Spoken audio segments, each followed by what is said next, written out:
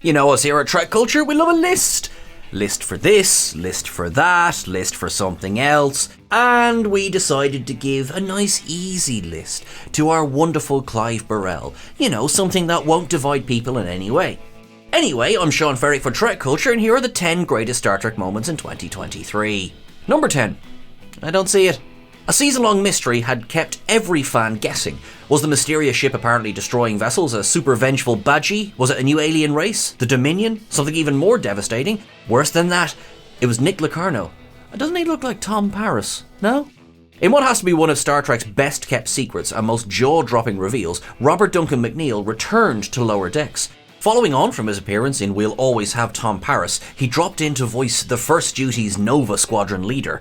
No one saw it coming, and perhaps just as brilliant was the return of Shannon Phil as tragically doomed Sito Jaxa. It also included the only actual appearance of a doomed Nova Squadron pilot Joshua Albert, spoken of but never seen in The Next Generation. Now, building his own Nova Squadron from a collection of alien races brought together across the season, and not destroyed as viewers were led to believe, it all came down to an oddly and brilliantly familiar ending involving a Genesis device and a paywall? Where Voyager had been unable to bring back Locarno as their Maquis bad boy, Lower Decks stepped into the fray to provide a cliffhanger reveal that could equal many of the season finales of seasons gone by, and it wasn't even the last episode of the year. Number 9. 2 one-offs. Pybrithian swamp gobblers might just gobble you, but the Moopsie is another level of deadly. Introduced in the second episode of Lower Decks Season 4, I Have No Bones Yet I Must Flee, the show continues its march of creating extremely memorable one-off characters and annoyingly catchy catchphrases that fans are muttering in office weeks after. Proving that cute is not necessarily cuddly, the Moopsie terrorizes Mariner and Ransom during their mission to Narja's miraculous menagerarium. Walking out with a smile on its adorable face, it's the stroll of an absolute relentless killing machine that literally drinks the bones of its victims. Odd to think that another one-off moment was probably eclipsed by this brilliant creation in the animated show. That would be the vocal talents of Walter Koenig playing Pavel Chekhov's son in the opening narration of the Picard finale, The Last Generation. This would mark the first and only live-action return of an original series actor to date, although in a different role as Federation President Anton Chekhov. Of the remaining original series actors, this means that only William Shatner has not spoken a line in any of the Kurtzman-produced series. George Takei, as fans will remember, voiced Sulu in the holodeck recreation Boimler experienced during Crisis Point 2 Paradoxus. Horsey's going to bite you now. Number 8. Scottish engineering. Strange New Worlds has been ticking off the original series character bingo card since it was a mere twinkle in the eye of Alex Kurtzman during Discovery's second season. Following Pike, Number 1 and Spock's appearances in that show and their transition to the full-blown series, the addition of established canon names keep rumbling on. Added to the list were Nurse Chapel, making 2 characters played by Majel Barrett Roddenberry centre stage in the new show, Dr. Mbenga and Cadet, now Ensign, Uhura. The climax of Season 1 saw the physical appearance of James Kirk and the voice of a certain Scottish chief engineer, which had fandom holding its breath for Season 2. Might they? Would he? The answer was yes, but Trekkies would have to wait until the final episode of the season, Hegemony, to see the introduction of Martin Quinn as Lieutenant Montgomery Scott. Bearing his trademark resourcefulness, this version of the engineer would be the first time he was played by a Scot, following on from both James Doohan and Simon Pegg. The cliffhanger ending pretty much ensures that Scotty will be back at least for the first episode of the strike-delayed Season 3. Then surely it's only a matter of episodes before Sulu and Chekhov drop in for a brew. Number 7. Stuart narrates. The memoir of one Sir Patrick Stewart has been on the shelves for Trek fans to devour, yet under the radar is the audio version voiced by the author himself. A book 80 years in its creation, making it so opened the whole of Sir Patrick Stewart's backstory, and in some instances with all of the warts to go with it. The audio version is a must since it seeps with Stewart's emotions as he recounts the story of his life. While a book is always a good read, hearing the words from the mouth of its author with his own nuances and emphases is second to none. It goes without question that there is a substantial section dedicated to The Next Generation, its 4 movies, and Picard. These insights are golden, with perhaps the ultimate one being the unfilmed final scene of Picard as proposed by Stewart himself.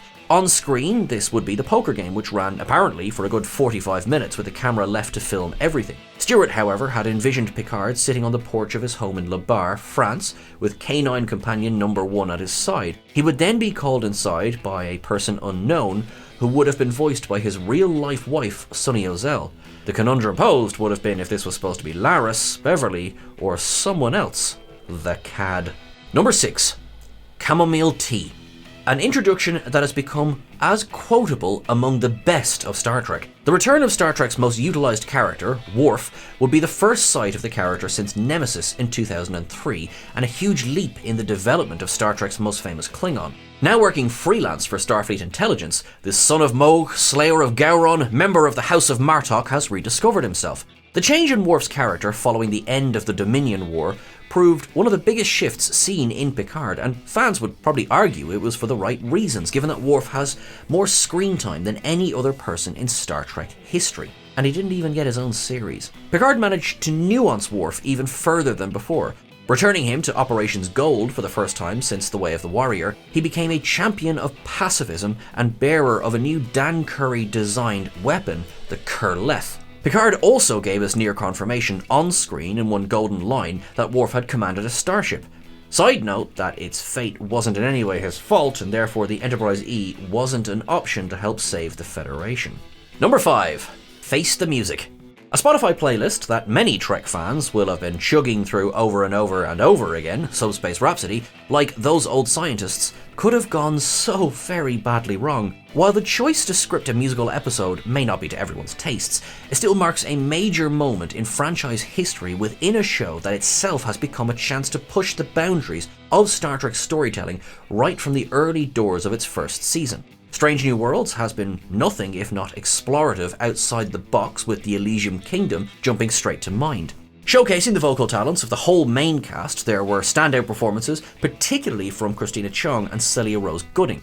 The reasons for the crew's spontaneous leap into song and dance may have been a tad convoluted, but it still explored the realms of discovery and Star Trek's values, while trying something completely unique in the franchise's near 60-year history. Being able to listen to the soundtrack on a loop, thanks to the wonders of internet streaming, meant that fans were able to enjoy the experience wherever they went. That is also a first for the franchise, as previously episode soundtracks have been fully orchestral, such as Encounter at Farpoint or The Haunting, The Best of Both Worlds, while this showcased the full melodic talent aboard the Enterprise.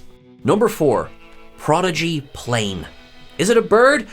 No, it's a light aircraft pulling a banner demanding to #save Star Trek Prodigy during the ongoing SAG-AFTRA strikes in the US, a fan campaign led by Michelle Stokes. For months, Paramount had been touting a year of almost back-to-back Star Trek content: Picard, Strange New Worlds, Lower Decks, Discovery, and Prodigy, and then the hammer fell.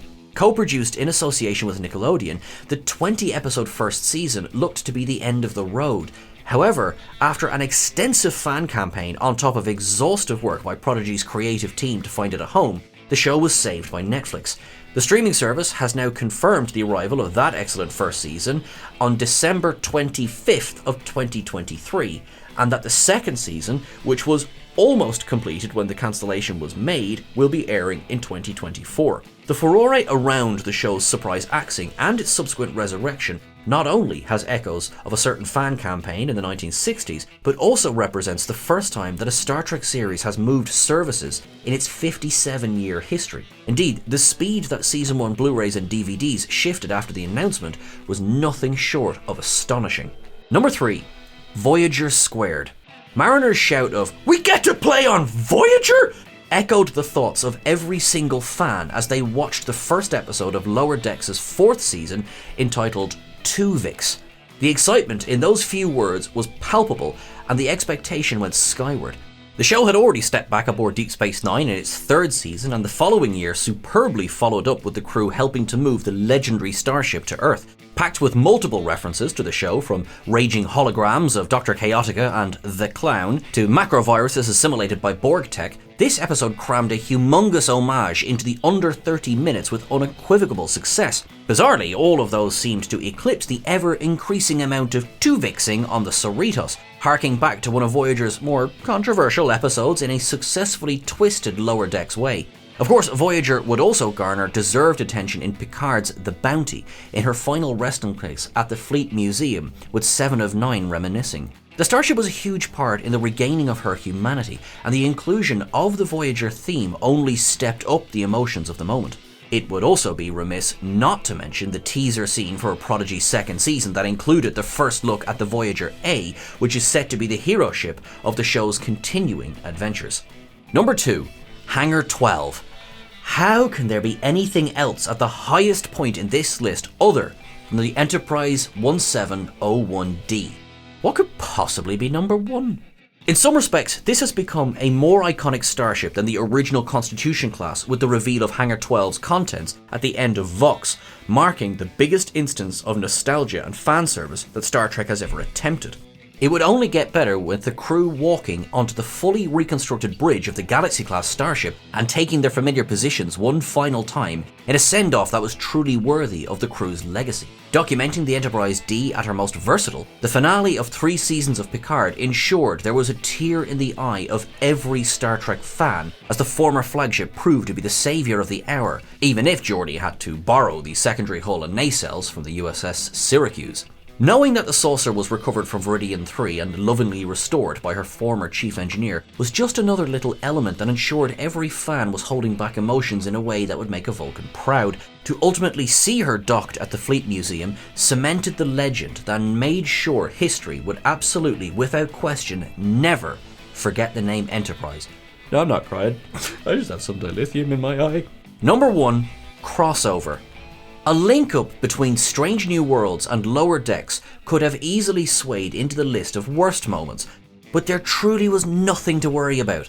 Bookending the episode with animated sequences in both time periods, those old scientists seamlessly linked the two eras and styles together, allowing Tawny Newsome and Jack Quaid a chance to perform as live-action versions of Mariner and Boimler respectively. The story managed to draw in an emotional attachment with their encounter in the past while still navigating Lower Decks comedy elements into the 23rd century. Clear highlights included Boimler's fumbling around number 1 and Mariner's one-to-one with Celia Rose Gooding's Ensign Uhura.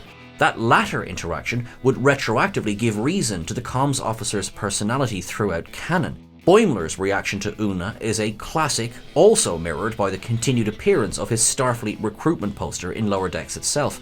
Filled with in-jokes to the rapid nature of the animated show as well as its specific references, those old scientists marked a first for Star Trek in that it acknowledged animation as part of canon and incorporated it directly into the story. On a couple of occasions during its 4th season, Lower Decks would also nod to the crossover incident that Mariner and Boimler are unable to speak about. Those old scientists truly was the peak of 2023. Thank you so much to Clive Burrell, who, let's be fair, was not given an easy task when it came to putting this list together. So thank you so much again for that. And remember, you can check out his article over on whatculture.com. Thank you very much to you all for following along. You are awesome. You are wonderful. Remember, you can follow us on Instagram at TrekCultureYT. We're on Twitter at TrekCulture. We're also over on Blue Sky and TikTok at TrekCulture as well. Look after yourselves until I'm talking to you again. Make sure that you live long and prosper. And I'm sure I will see you before 2024, but just in case, make the rest of this year a good one, yeah? Thanks a million.